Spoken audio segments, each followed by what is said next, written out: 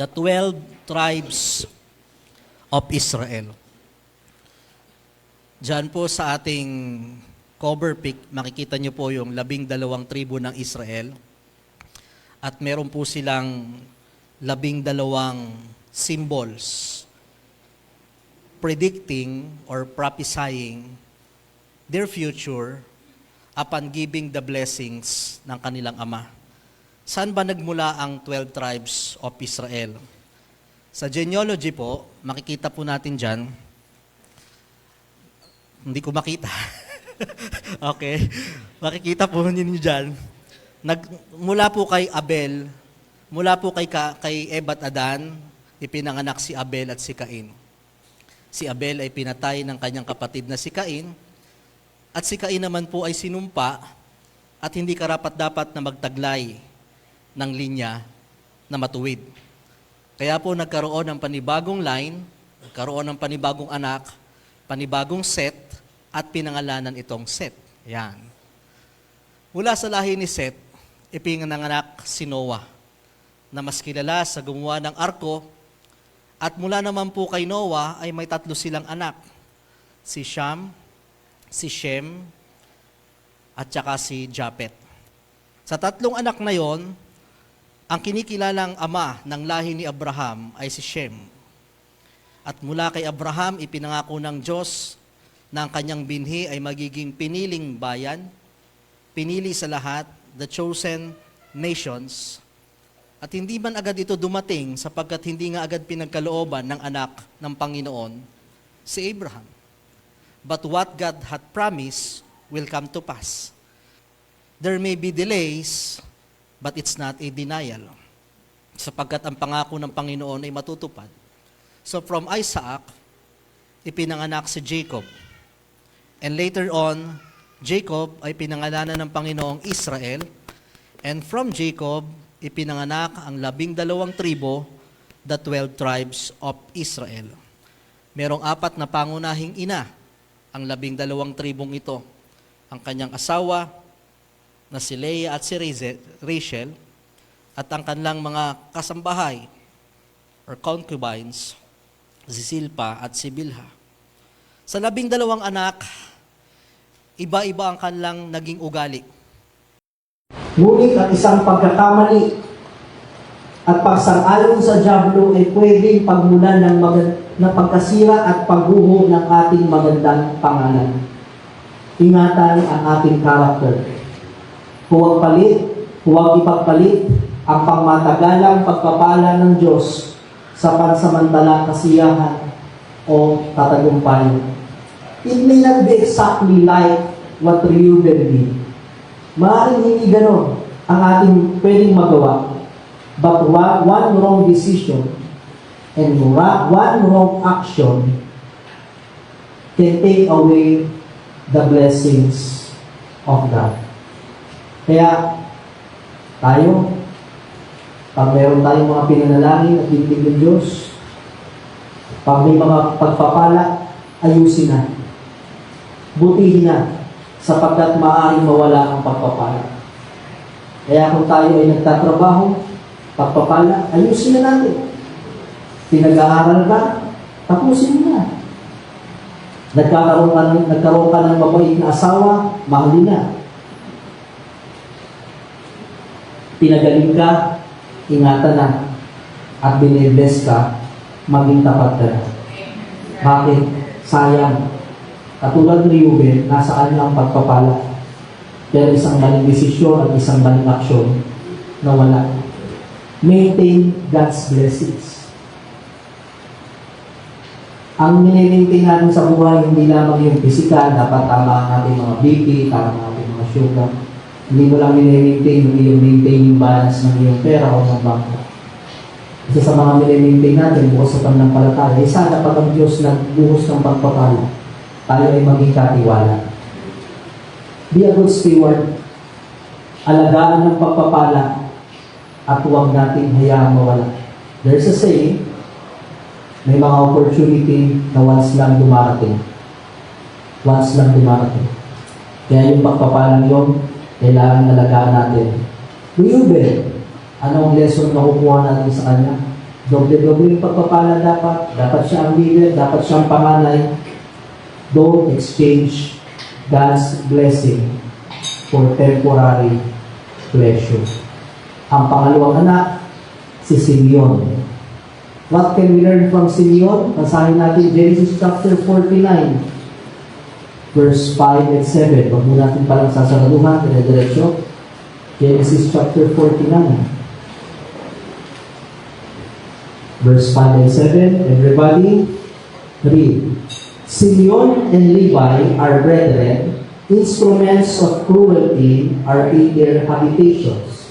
O my soul, come not thou into their secret unto their assembly, mine honor, be not thou united, for in their anger they slew a man, and in their self-will they beat down a wall. Verse 7, from problema. Cursed be their anger, for it was fierce, and their wrath, for it was cruel. I will divide them in Jacob, and scatter them in Israel. Ano ang matututunan natin sa pangalawang pangalan? Simeon, an uncontrolled temper gives lifelong consequence. Ang matinding galit ay nagdudulot ng pangit. Ano ang background? Nagalit sina Simeon at Levi sa ginawa sa kanilang kapatid na si Dinah. Ito ang kanilang kapatid na babae. Pinagsamantalahan, hindi ginawa ng mabuti ng mga taga-Shikem. At bilang kapatid, naghigante si Simeon at isinama si Levi at inubos ang buong lahi ng Shikem. Makikita natin dito na tama ang kanilang hangarin. Ipagtanggol ang kanilang kapatid. Ngunit mali ang kanilang paraan. May tinatawag tayong good motives pero wrong action. Good intention pero wrong action. Hindi naman mali pero mali ang paraan. Diba? Halimbawa, sa klase, gusto mong makapasa, pero ang paraan mo na magpiya. Tama ang intention, mali ang action. Minsan, gusto ko lang naman siyang tulungan, pero pinagtakpan. Tama ang intention, mali ang action. Ito, sa mga mag-asawa, gusto ko lang naman siyang sabihan, pero aking nasigawan. Tama naman eh, pero mali yung paraan. Good intention, wrong action. Ano ang ginawa nila Simeon? Pinatay nila ang buong lungsod ng Shikem dahil sa paghihiganti. Sabi nga ng iba, iba ang ganti ng api. Pero anong sabi ng Panginoon? Vengeance is mine, saith the Lord. Bakit po? Sapagkat pag tayo ay gumanti, lagi kong sinasabi, pwedeng labis, pwedeng kulang. Isa lang, ilan lang ang nagkasala, pero inubos ni Simeon ang buong lahi ng Shikem. Labis-labis naman. Meron namang pagkakataon, hindi man labis, kulang naman ang ganti mo. Ginawa ka ng masama, pero hindi mo magantihan, kundi kaya, parang walang tatarungan, kulang. Kaya ang pinakamaganda, ang paghihiganti ay sa Diyos. Sapagkat ang Diyos ay patas.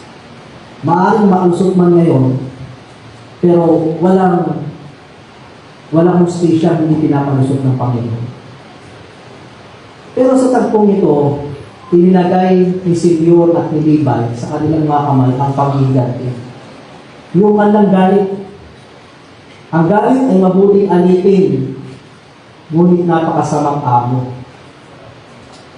Hindi lahat ng tama o tama mong nararamdaman ay tama ang ituloy. Again, lesson, an uncontrolled temper brings lifelong consequences. Walang magandang aksyon at decision ang taong galit.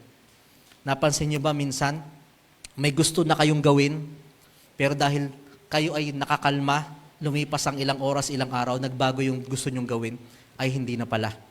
Ito na lamang. Napagtanto.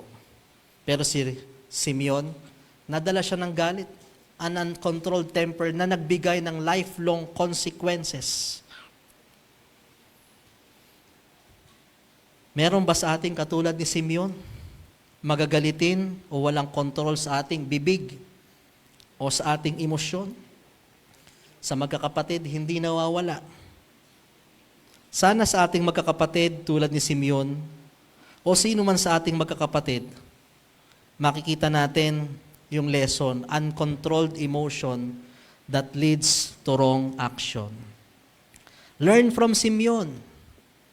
An uncontrolled temper brings lifelong consequences. May mga bagay, may mga sugat na naghihilom, pero may mga salita na ang hirap burahin sa oras na lumabas na sa ating mga bibig.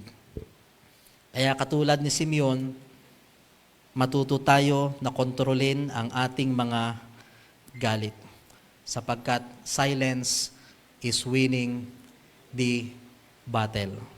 Number 3, ang kanyang partner in crime, si Levi.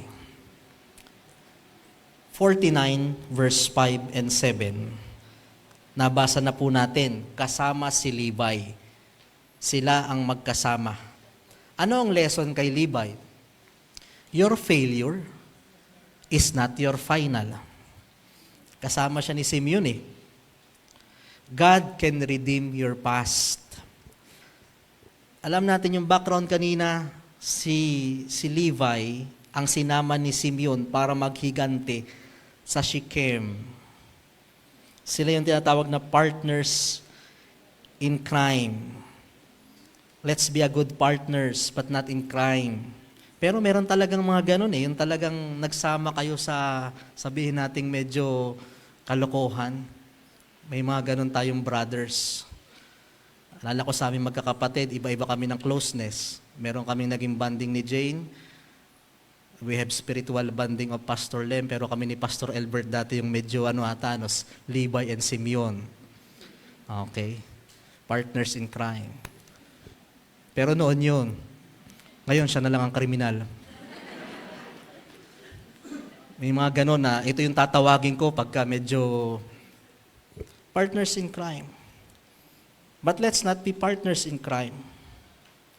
Sa magkakapatid, ito po yun, si Simeon at si Levi, yung talagang sanggandikit kahit saan. Pero nadamay si Levi. At kasama siya sa consequence. Pero alam nyo, pwede kang magkamali, pero pwede kang bumawi. Alam nyo ang pinakamagandang ginawa ni Levi, naalala nyo nung si Moses ay papunta sa Sinai para makipag-usap sa Diyos. Nainip ang 12 tribes, hindi na bababayan, magtayo na tayo ng sarili nating Diyos-Diyosan. Akin na ang mga ginto, tayo magtunaw at gumawa tayo ng mga Diyos-Diyosan. Lahat sila nag-compromise. May isang tribong hindi sumunod. Si Levi. Si Levi lamang ang buong pusong tumayo para sa Diyos. At dahil dito, sila ang piniling maging tribo ng mga pari at saserdote. The tribe of Levi. Kita niyo yun? Ang lalim ng kanyang ginawang pagkakasala. Pero pwede kang magkamali, pero pwede kang bumawi. Sila ang ginamit ng Panginoon na maging kasangkapan sa paglingkod. One moment of strong decision and action can change your destination. Hindi kailangang maging hadlang ang iyong nakaraan sa plano ng Diyos. Ang tunay na pagsisisi ay nagbubukas ng panibagong simula. May pagkakamali ba tayo sa ating buhay o sa ating mahal sa buhay? Nagkamali tayo sa ating paaralan? May pagkakamali ka sa iyong trabaho? May naging pagkakamali ka sa iyong asawa, sa iyong pamilya, o may naging pagkakamali ka sa ating Panginoon. Tandaan, tulad ni Levi, pwede kang magkamali, pero umpisahan mo ng bumawi. Why? Your failure is not your final. Are we like Levi? We commit mistakes. We fail our family. We fail God. Yet look at you now.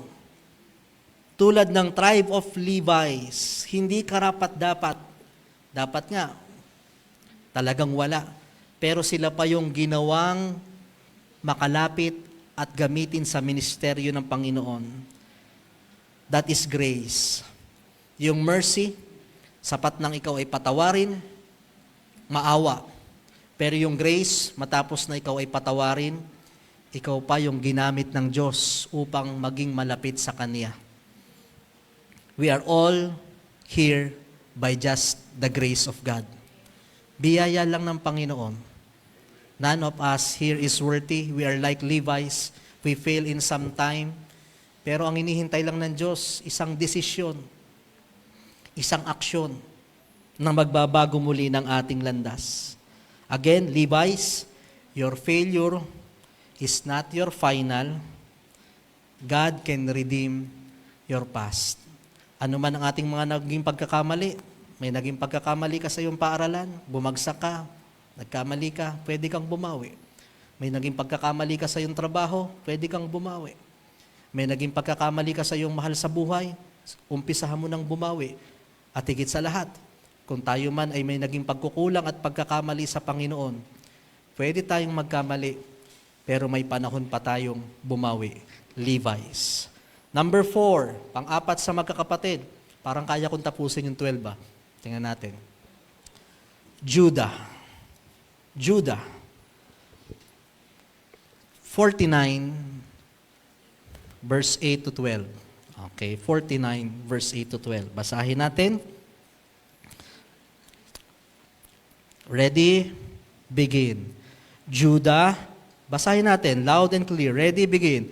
Judah, thou art he whom thy brethren shall praise. Thy hand shall be in the neck of thine enemies. Thy father's children shall bow down before thee. Judah is a lion's whelp from the prey, my son. Thou art gone up, he stooped down, and he couched as lion, and as an old lion, who shall rouse him up? 10. The scepter shall not depart from Judah, nor a lawgiver from between his feet, until Shiloh comes, and unto him shall the gatherings of the people be. Hanggang doon na lang muna. What can we learn from Judah?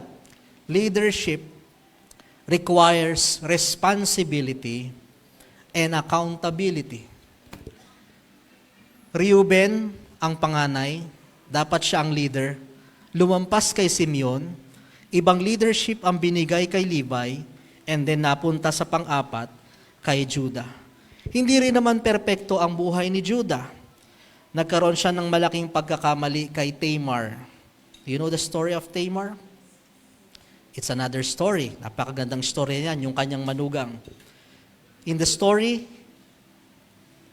bagamat siya'y nagkamali, bagamat siya'y nagkasala, inamin niya ang kanyang pagkakamali. He took responsibility and accountability. Ngunit siya rin ay nagpakita ng pagbabago nang ialok niya ang kanyang sarili kapalit ni Benjamin. Unang-una, nung nagkasala siya kay Tamar, hindi siya tumanggi. Inamin niya ang kanyang pagkakamali. Nung si Joseph ay unti-unti na nagpapakilala sa kanyang 12 kapatid, merong nangako sa kanilang ama na hindi makukuha ang ating bunsong si Benjamin. Pero si Benjamin ang kinuha ni Joseph. But Judah took responsibility and accountability. Ako ang mananagot. Ako ang maaaring maging kapalit. Siya yung klaseng kapatid or leader na responsable at handang akuin, hindi lang ang mga palakpak, maging ang mga palpak. Dahil sa kanyang paglago, sa kanya nagmula ang linya ni Haring David at ng ating Panginoon. Kaya ang propesiya sa kanya ng kanyang ama, the scepter shall never depart from you. Diba? May ganyan din eh. Kay ano naman? Kay David, kay Solomon, my sword will never depart out of thine house. Yung sword, ano yun? Parang kaguluhan yun. Dugo. Kasi nagkasala si David at saka si Bathsheba. Ito naman, the scepter. Alam niyo yung scepter, yung tinataas. Ibig sabihin, Judah, hindi mawawala sa iyong trono. Sa trono mo, leadership laging manggagaling sa iyong lahi. And this prophecy happened after these hundreds or thousands of years.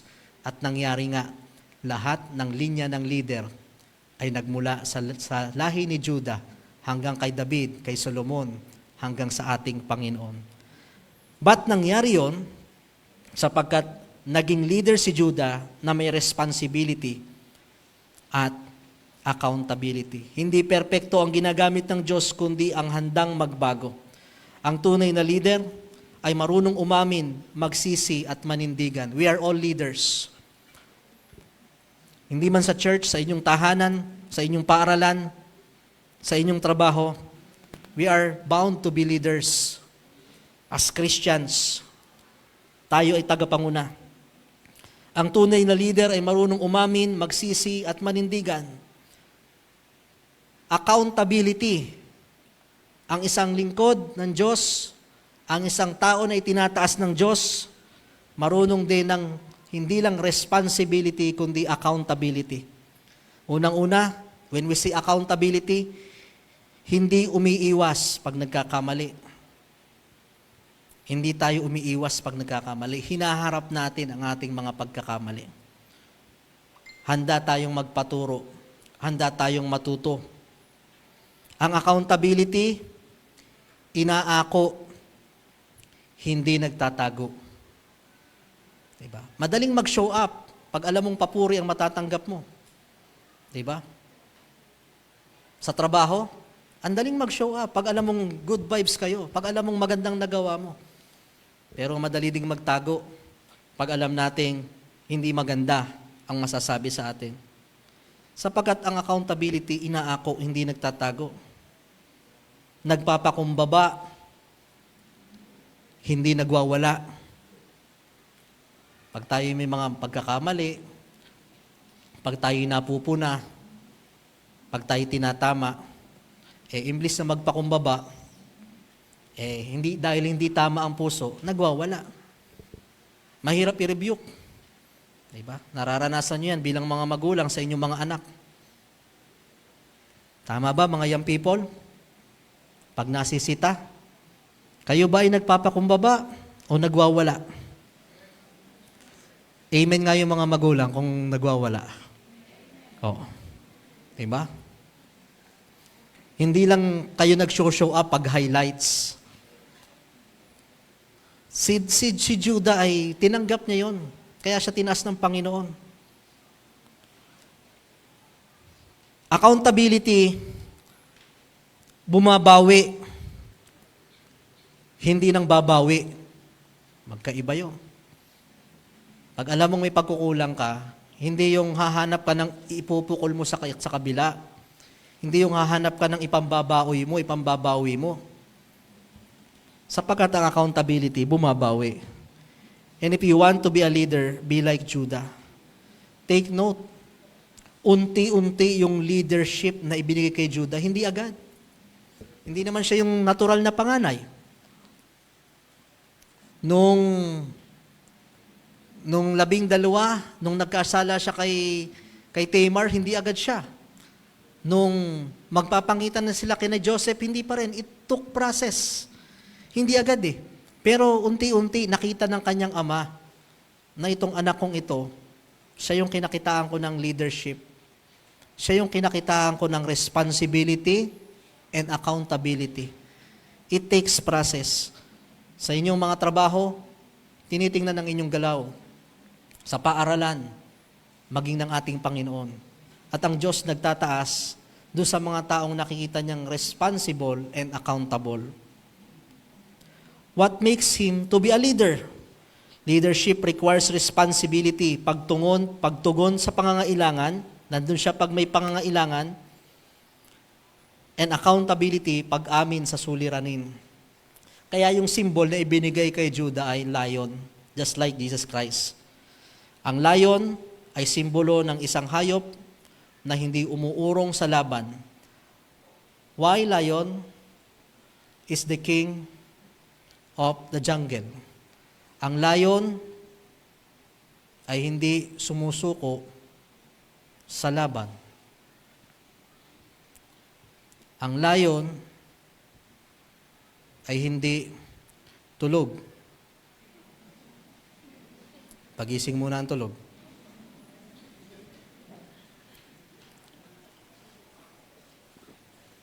Malamig ang panahon, maraming inaantok. Ang lion ang hindi pinakamalaki sa jungle, hindi rin siya ng pinakang mabilis. Pero lion ang napiling maging hari sapagkat ang lion ay responsible and accountable. Are you like Judah? Are you responsible in your home? Are you responsible in your work, in your school, in our church? How about accountable? Pag sumablay ka na, meron ka bang pusong mapagpakumbaba na gawing tama? Handang magpatama at handang ituwid ang pagkakamali. You see, this is the problem. Diba? Sa inyong mga anak, sa mga young people. Pag kino-correct na, diba? Imblis na inaako, nagtatago. Tayo ay magalak pag may nagtutuwid sa atin. Sapagkat yan ang sabi ng ating Panginoon. Number 5, bilisan na natin. Panglima, si Dan. Okay? Not familiar. You're not familiar with Dan. Basahin natin verse 15 and 17. 15 and 17. 16. Everybody, read loud and clear. Ready, begin. Dan shall judge his people as one of the tribes of Israel. Dan shall be a serpent by the way, and other in the path, that biteth the horse heel, so that his rider shall fall backward. Maganda yung unang prediction judge. Pero yung verse 12, Dan shall be a serpent. Ikalimang anak ni Jacob at unang anak ni Bilha, yung alipin ni Rachel. Ang pangalang Dan ay nangangahulugang judge. Sapagkat sabi ni Rachel, God hath judged me. Sa pagpasok nila sa Kanaan, promised land na ito, ang tribo ni Dan, sino nag-preach ng Dan? Sa ating mga preachers. Sino? Si Ace. Okay? Hindi ba? Dan? Hindi nyo na matandaan? Okay? Sa pagpasok nila sa Kanaan, ang tribo ni Dan ay binigyan ng mana malapit sa mga Pilisteo. Okay? Ito na yung distribution to the promised land. Ito yung problema. Ngunit sa halip na lubusang palayasin, kasi nung dumating naman sila, hindi pa naman totally, nandun pa yung mga naninirahan. Ngunit sa halip na lubusang palayasin ang mga kaaway, hindi nila nagawa ito dahil sa takot at kawalan ng pananampalataya. Pero may kapangyarihan ng Israelita noon sapagkat nasakop na nila yung mainland, yung Jericho, na-ambush na nila yung AI, madami na. Maliliit na lang para patalsikin. Pero naging complacent si Dan, okay na yan. Kukunti lang yan. Hindi naman dadami yan, wala nang magagawa sa atin yan. Pagod na tayo, tama na, hayaan mo na sila dyan. Dahil dito, iniwan nila ang lupang ibinigay ng Diyos. Naghanap sila ng lupa na wala nang problema, yung titira na lang, wala nang gagawin. Doon sila sa may bandang Hilaga, upang sakupin ang mas madaling lungsod ng Laish na kanilang pinangalanan na Dan. Ano ang lesson? Convenient over commitment. Comfort over commitment. Mas pinili ni Dan ang madali kaysa sa tama at pagsunod sa Diyos. Hindi lamang sila lumipat ng lugar, lumayo rin sila sa kalooban ng Panginoon. Ang paghahanap ng mas madaling daan ay nauwi sa maling pagsamba. Bakit? Sapagkat dun sa lugar na yon, dahil may mga natitirang Pilisteo, At unti-unting nakalapit sa kanila, naging asawa nila ang mga Pelisteo. Imblis na sila'y maimpluwensyahan, sila ang naimpluwensyahan ng mga Diyos-Diyosan. At doon din nagkasala si Jeroboam, ang mga susunod na hari. Kaya yung lugar ng Dan ang kinikilala as serpent. Doon talamak ang idolatry. Ito yung tribo na nagpakalat ng idolatry sa iba't iba. In fact, in the book of Revelations, binanggit doon yung 12 tribes. Pero I doubt and I wonder, hindi binanggit ang tribe of Dan sapagkat sinumpa.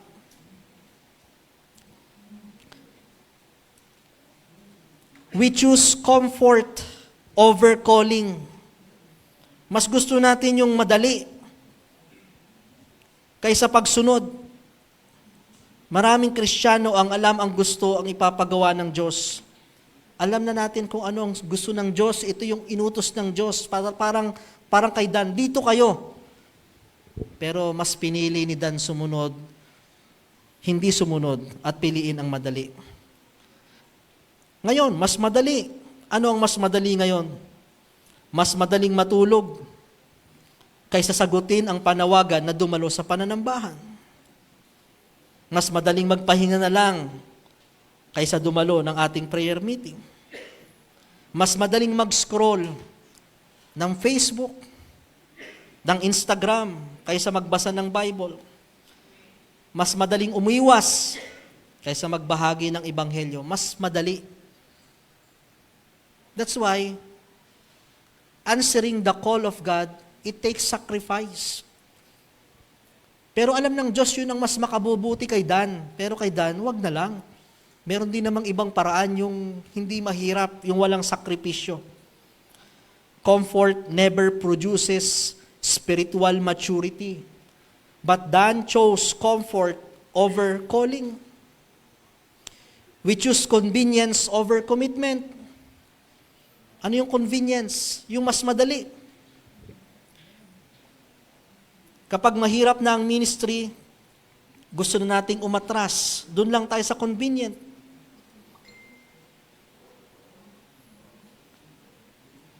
Naririyan tayo pagka komportable at maluwag. Nagiging faithful lang tayo kapag walang problema, pag convenient. Ang commitment ay nasusubok kapag hindi ka na convenient. Ang commitment ay hindi lang pang convenient, that's why it took sacrifice. Hindi lang sa panahon na okay. That's why every convenient compromise has a hidden cost. Hindi agad nakita ni Dan ang epekto ng kanilang desisyon. Pero kalaunan, nawala rin ang kanilang mana. Ito yung pera na naging bato pa. Lupain. Meron ka lang ilang papaalisin. May mga ilan ka lang aayusin. Si Dan, wag na lang. Natakot, tinamad. Kaya ang kanilang lupa ay naging sentro ng idolatria at nagkaroon ng masamang impluwensya sa buong Israel. Application natin, sa totoo lang, mas madali. Mas madaling umabsent kaysa maghanda. Mas madaling magreklamo kaysa maglingkod. Mas madaling maging spectator kaysa maging servant. Mas madaling magbigay ng dahilan kaysa magbigay ng commitment. Pero hindi lahat ng madali ay siyang tama. Huwag lagi nating piliin ang madali. Faithfulness is proven when serving God becomes inconvenient. Doon talaga masusukat. Sa ngayon, naririto tayo sapagkat maayos ang lahat. Why are you here today? Sapagkat convenient time natin, wala naman tayong masyadong gagawin, wala tayong masyadong tatapusin. Papaano kung madami tayong load ngayong araw na ito? Nandito ka pa rin ba? Nandito ka ngayon kasi walang nagyayakag sa iyo, namamasyal, mag-beach, papaano kung meron? Nandito ka ngayon kasi maayos pa ang panahon. Paano kung lumakas-lakas pa yung ulan na yan? Nandito ka pa kaya? Convenient. Sa paglilingkod sa Panginoon, there should be sacrifice. Convenience often becomes the doorway to compromise. The easy road is not always the God road, even in practical. And God never called us to be convenience. He called us to be committed. To be committed. Kaya yung isang taong hindi handang magsakripisyo, mahihirapan talaga sa commitment. Sa isa relasyon ng mag-asawa, pag laging ang hihintay mo lang yung panahon na convenient, yung panahon na laging comfort kayo, di ba? Di ba? Kinasal kayo, may pera pa kayo, pero nung kayo ay unti-unti nang nalulugi, unti-unti nang maraming bayarin, uncomfortable na yan. Diyan masusukat yung commitment nyo. Diba? Pag may mga nagkasakit, pag nahihirapan ka na, masusukat ang lalim ng commitment, hindi sa convenient. What feels easiest today may become your greatest regret for tomorrow. Don't trade God's best for what's easiest. Yung mga madadali. Madaling magpayaman. Diba? I-scatter mo na yan. Madali. Pero madali rin. Hindi lahat ng madali. Tama. Dan teaches us that spiritual decline rarely begins with a major rebellion. Hindi naman nag-rebellion agad si Dan eh. It usually begins with choosing what is easy instead of what is right. Not all the time. Not all the time. Pero pag nahihirapan kayo, kasama yun. Sapagkat yun talaga ang daan. Every compromise starts with one small decision to put convenience above commitment. Again, remember Dan, do not choose convenient over commitment. Darating yung time, you will not be convenient serving the Lord. You will not be convenient with your family. Pero commitment yun eh. Darating yung time, ang iyong anak ay hindi ka ibig-ibig. Darating yung time, ang iyong asawa ay kasuklam-suklam. May mga ganun. Pero dahil hindi ka lang nandun because of convenient, you are there for commitment, you will be there. Ang mga taong madaling sumuko ay mga taong hinding handang lumagay sa tinatawag nating uncomfortable zone. May mga ganun. Mga kabataan, darating yung time, hindi laging convenient ang buhay nyo. May mga time na may magkakasakit, may mga time na kinukulang. But because of commitment, I'll be there. Sa inyong trabaho, I'll be there because of commitment. And in our church, not all the time, we fail. Hindi sa lahat ng pagkakataon, feel nating mag-church. May time talagang tayo pagod, may time na tinatamad, may time na tayo may mga problema. May mga time na nabe-burnout tayo, that is uncomfortable. But Dan, pinakita niya, dito na lang ako. Mas madali naman yung walang ministry. Komportable kaya. Diba? Hindi na ako kailangan pumunta dyan, hindi na ako mamamasahe, hindi na ako ginagabi. Mas lalong komportable pag hindi na ako nag-church. Diba? Dito na lang ako sa bahay, manonood na lang ako ng stream, nakahiga pa, okay din naman. Diba? Yung stream natin, pang mga rare cases lang yan, talagang pag hindi. Diba? Doon na lang tayo sa komportable. Pero hindi. Kita natin yung consequence kay Dan. Do not compromise your calling. And the last, hatiin lang natin number 6, Naphtali. Si Naphtali, sa verse 21. Verse 21. 49, verse 21. Okay. Naphtali is a hind let loose, he giveth goodly words.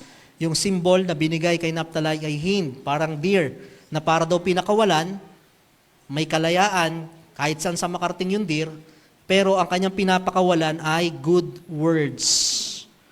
Good words. Ang larawan ng hind ay loose, malayang usa. Nang dumating si Jesus, ang rehiyon ng Galilea, kabilang ang lupain ng Naphtali, ang naging pangunahing sentro ng ministeryo. Itong lugar na ito ay madilim, pero sumikat ang liwanag sa kanila with good words. They choose their freedom to serve God. Sila yung malaya eh. Sila yung binigyan ng kalayaan. Ang mensahe ni Naphtali ay malinaw na ang kalayaang ibinigay sa atin ng Diyos ay hindi lang para sa ating sariling kakayahan, kundi para maging kasangkapan sa pagpapalaganap ng gawain ng Panginoon. Use your freedom to serve the Lord. Tayo ay pinalaya na ng ating Panginoon. Spiritually, gamitin natin ang ating buhay, ang ating natitirang buhay sa paglilingkod sa Panginoon with a good words. Malaya. Malaya ang iyong kamay na nakakagalaw pa, gamitin natin sa paglilingkod sa Panginoon.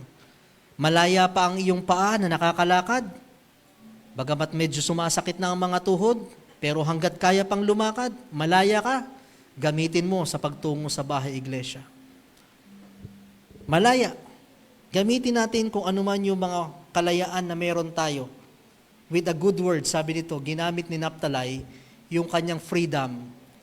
Hindi lamang sa maging malaya sa buhay, kundi maging malaya sa paglilingkod sa ating Panginoon. Salamat sapagkat meron tayong kalayaan na magtipon-tipon. May mga churches all around the world na napakahirap magtipon tulad nito. Gusto nilang umawit ng malakas, bawal, sapagkat baka sila'y marinig. May mga mangangaral na sa kanilang pangangaral dahil walang kalayaan, ang kapalit ay kanilang buhay, ang kapalit ay kanilang trabaho. Pero tayo mga kapatid, wag natin sayangin yung kalayaan na meron tayo, na tayo ay gamitin ng Diyos, makapanambahan, makaawit, makalapit sa Kanya, just like Naphtali.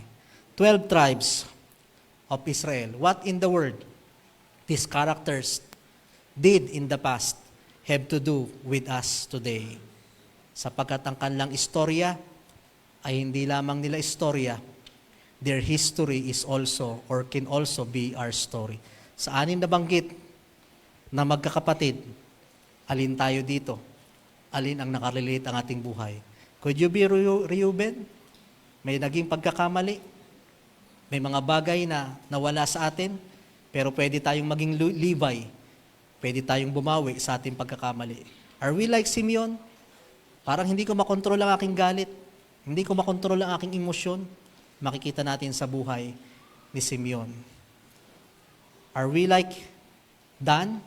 We choose convenient over compromise. Huwag piliin ang madaling landas. And are we like Naphtali? Ginagamit ba natin yung ating katawan hanggat malakas pa tayo? Yung ating bibig hanggat nakakaawit pa tayo? Yung ating paa hanggat nakakalakad pa? Ginagamit ba natin itong mga ito upang tayo makapaglingkod sa ating Panginoon?